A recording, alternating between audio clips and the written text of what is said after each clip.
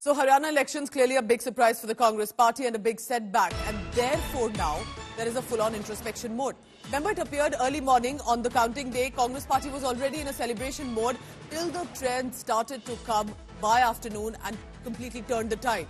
Now veteran Congress Haryana leaders are slamming the party for the loss. Former Haryana Minister Ajay Yadav has said complete reshuffle is needed in the state unit. Shamsher Gogi has said Congress hasn't lost. Hooda wing has lost. This is a big statement. Congress has not lost. Hooda wing has lost. This is referring to Bhupinder Hooda, Dipinder Hooda and the family.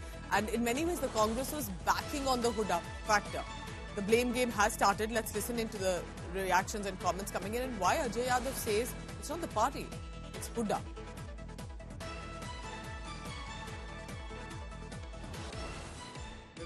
Patel जी आए कहने लगे कि साहब आपका जो है यहाँ पर राहुल गांधी जी का रोड शो होगा और 49 किलोमीटर के करीब होगा, आप तैयारी कीजिए। हमने जो है प्रेस कॉन्फ्रेंस करके बोल दिया कि आ रहे हैं।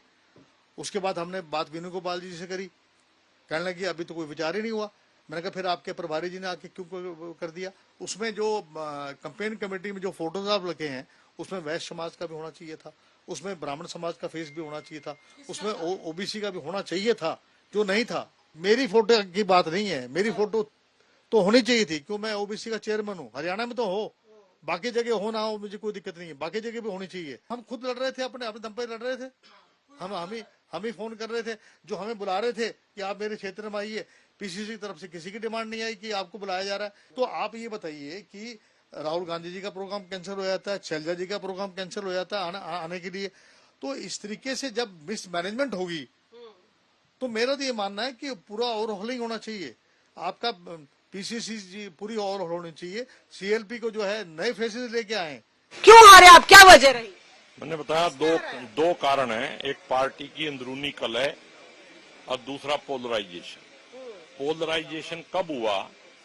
जब कांग्रेस सरकार ना कह के हुड्डा सरकार की नैरेटिव बन गई कि हुड्डा सरकार बनेगी, तो उसको बीजेपी ने भुनाया लोगों में, जो नॉन जाट था उसके अंदर। तो उसका असर हो गया, उससे पोलराइजेशन होके, वरना हमारा इलेक्शन तो बहुत आगे था। तो आप कह रहे हुड्डा सरकार का जो चल गया की बात चल गई, उससे दलित और बाकी समुदाय नाराज हो गए। हाँ, अगर ये कहा जाता भी कांग्रेस की सरकार आ रही है, हालांकि ये बात नीचे वाले वर्कर ही ज्यादा फैलाते हैं, लेकिन वो नैरेटिव बन गया, हुड्डा सरकार आ रही, चर्चा का विषय बन गया, बीजेपी ने उसको कैच कर ली। देखिए, हरियाणा में हमारी जीत निश्चित थी, क्योंकि आप सब जानते हैं कि किसान, जवान, पहलवान सारे इनको खिलाफ चले गए थे। बीजेपी पार्टी बुद्धिमानी से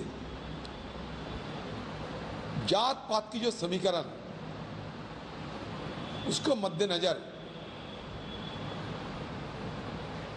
चुनाव की गणित इस तरीके की अपनाए थे, जिसके चलते हमारे हार का सामना करने पड़ी। तो इसलिए मैं कहते हैं कि जो माइक्रो जो कास्ट सिस्टम है, जैसे कि जाट वर्सेस नॉन जाट, और इसके ऊपर जो उम्मीदवार चुने थे बीजेपी पार्टी, ये बड़े धुरंधर तरीके से उन्होंने चुने थे और सारी चीज हमारे पक्ष रहते हुए भी हमें हार स्वीकार करने पड़ी। This is definitely turning very interesting. I want to bring in my colleague Amit Bharadwaj joining me live from Delhi. Amit, good morning. And it's understandable there are tempers running high. Congress expected that they possibly have this state in their kitty. But why this ambition issue coming in? Why this blame against Hoodas?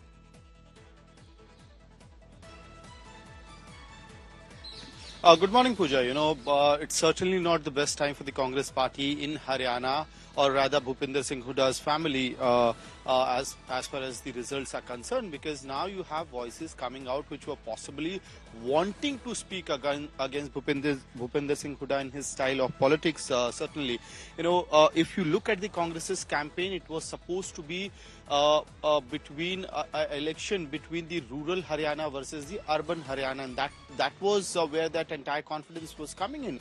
If you look at Rahul Gandhi's speech or the Congress leadership's claim that they are going to make a government in the state of Haryana, and they knew that if they will be able to exploit the urban versus rural divide in Haryana, their numbers will be consolidated anything beyond 50. That's what their surveys also showed before the results were out. But as now leaders are speaking within the PCC unit of Haryana, that the election ended up becoming Hooda Sarkar or Jat versus non-Jat, and that is where the polarization happened.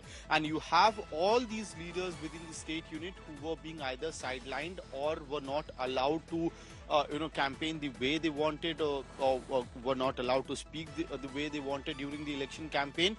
They are now targeting guns at Bhupinder Singh Hooda and the Hooda style of politics in Haryana. And certainly this is the time when the High Command is possibly also in receptive mode, ready to listen to the feedback that is coming from the ground as well.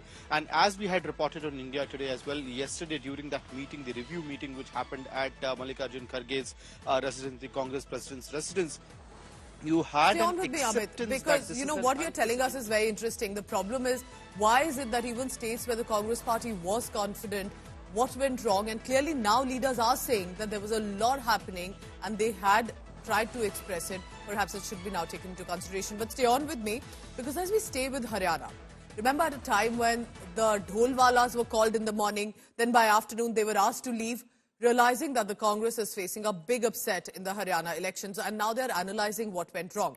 The Congress High Command has been holding key meetings in Haryana. They want to introspect what precisely happened with the performance. But there's a fact-finding committee that they have set up that will analyse and calculate and help understand what happened to the performance. But sources are telling India Today that Rahul Gandhi has been very critical of what happened in the Haryana Congress, in the state unit, and has reprimanded the infighting between the leaders. And we did see before elections that there were ambitions, interests, all of that did come in the way specifically for the Congress Haryana unit. Now, according to our sources, Rahul Gandhi has blamed the mindset of the leaders, saying that Congress netas' personal ambitions and interests took over, and that appears to have led to the defeat rather than stand as one united force. BJP, of course, now in government in the state of Haryana, and a hat-trick that they have managed, took this opportunity to throw a jibe at the Congress party. The Saffron clan has said that this fact-finding committee is not really going to find anything because it is the politics of hate by the Congress party that people have rejected.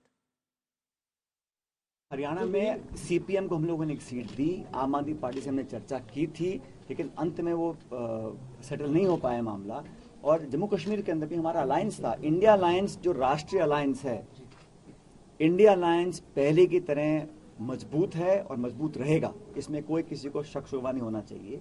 विपक्ष की एकता को देखकर भाजपा में कहीं ना कहीं घबराहट महसूस होती है, क्योंकि जो लोग 300-400 पार की बात करते थे वो आज बैसाखियों पे केंद्र सरकार बनाने में उनको मजबूर होना पड़ा। किसी को भी उम्मीद नहीं थी कि ये नतीजे आएंगे, और एग्जिट पोल के बाद भी जिस तरीके से जो एग्जिट पोल्स भी बता रहे थे, जो नतीजे आए उसमें जमीन और आसमान का फर्क है। तो हम लोगों ने उसकी चर्चा करी, अलग अलग कारण क्या हो सकते हैं इसके ऊपर चर्चा करी, और इसके ऊपर हम लोग आगे और कार्रवाई करेंगे, जिसके बारे में वेणुगोपाल जी बाद में आपको विस्तार से। जब इनको सूट करता है तो एग्जिट पोल ठीक है, जब नहीं सूट करता तो एग्जिट पोल गलत है। पार्लियामेंट्री इलेक्शन में एग्जिट पोल गलत साबित हुए, छत्तीसगढ़, राजस्थान, मध्य प्रदेश के इलेक्शन में एग्जिट पोल गलत साबित हुए, तब तो इन्होंने हल्ला नहीं किया। उसमें क्या है कि इनको महाराष्ट्र और झारखंड के चुनाव में जाना है। अब ये कैसे जाकर किस मुंह से चुनाव में जाएंगे, क्या करके हरियाणा हार गए। अब वो झेम हटाने के लिए आप कभी एग्जिट पोल पर कभी दोष लगाएं, कभी आप ईवीएम पे दोष लगाएं, कभी आप किसी सरकारी तंत्र पर दोष लगाएं, उसका लाभ होने वाला नहीं। हरियाणा के लोगों ने अपने भले के लिए वोटें डालकर मोदी जी की सरकार बनाई, और ये कह रहे हैं हम फैक्ट फाइंडिंग करेंगे कि हरियाणा के लोगों ने मोदी जी को क्यों वोटें डाली, हम इसकी जाके फैक्ट फाइंडिंग करेंगे। तो मैं माखन जी को बता देता हूं, सबका साथ सबका विकास मोदी जी का नारा है, और तुम्हारे नेता को आग लगाकर वोट लेनी है। धर्म के नाम पर आग लगानी है, जातियों के नाम पर आग लगानी है, काम करने वाले लोगों के नाम पर आग लगानी, कभी खिलाड़ियों के नाम पर, कभी किसानों के नाम पर, कभी जवानों के नाम पर। इसलिए फैक्ट फाइंडिंग कमेटी क्या बताएगी, हम ही बता देते हैं। इस नफरत की राजनीति को हरियाणा के लोगों ने खत्म करने का काम किया है।